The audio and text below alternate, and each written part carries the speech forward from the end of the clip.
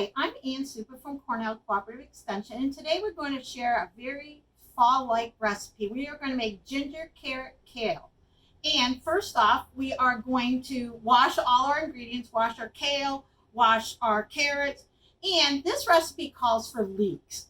And you're probably looking at that as a very interesting vegetable, but it's in the same family as onions.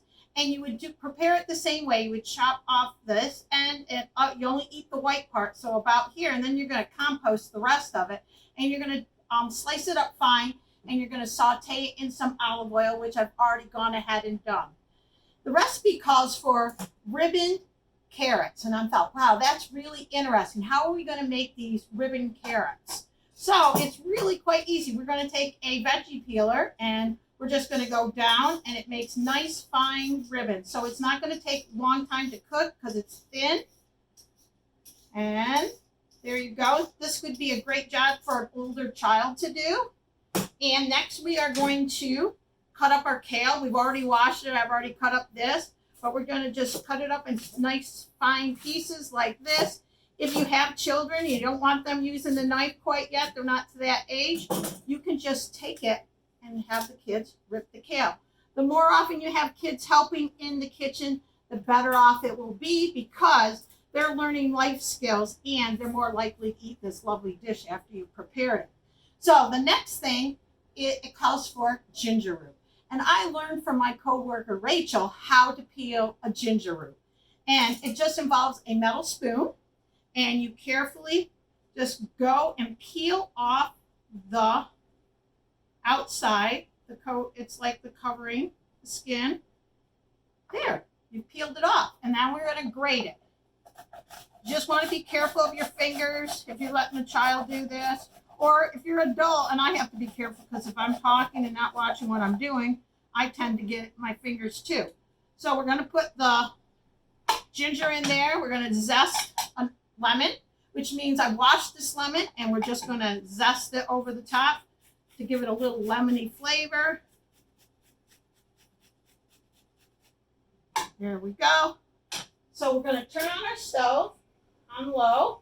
We're going to add the ginger and the lemon zest, some garlic, and some golden raisins. We're going to just stir it up a little. You're going to let it heat up for about a minute in there. It looks really easy to make here. Put the lid on, and next we're going to add our carrots, our kale, and some water, and we're going to let it simmer for about 10 to 15 minutes until the carrots and kale are soft and tender. Put them in there.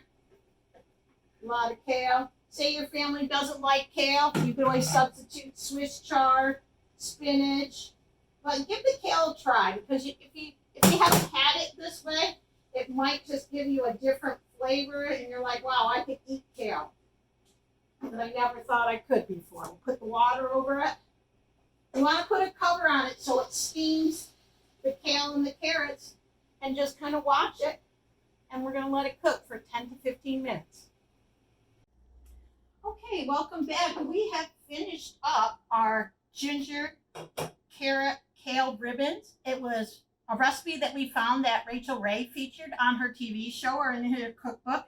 And we're going to add the last two ingredients, 2 tables of lemon juice over the top, and some salt and pepper for a little flavoring. You don't have to add the salt. If you just want to add pepper, that's fine. There's a lot of stuff in here for flavor. So let's review what we put in this dish. We put in 2 pounds of carrots, a bunch of kale, about 4 to 5 leaves, a 1/4 cup of olive oil to saute the leeks in. We used 3 leeks.